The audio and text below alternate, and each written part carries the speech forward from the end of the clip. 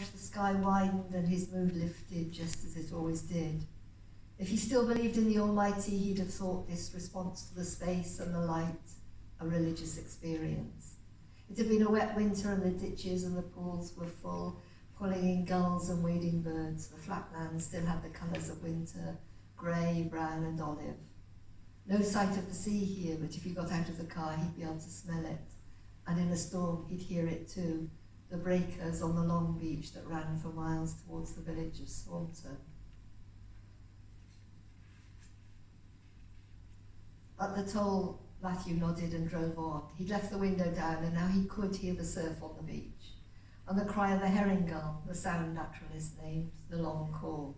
The cry which always sounded to him like an inarticulate howl of pain. These were the noises of home.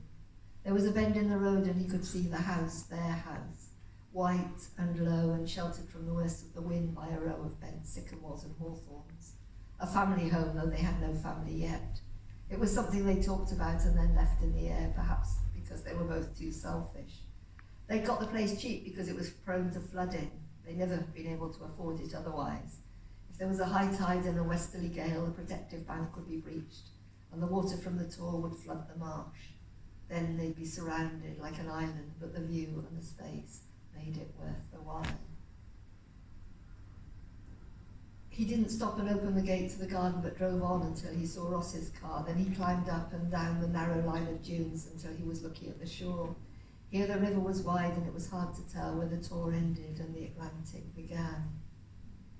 He slid down the dune to the beach and walked towards his colleagues just below the tide line. They stood at a distance from the body, waiting for the pathologist to arrive and the crime scene investigators to come with their protective tent.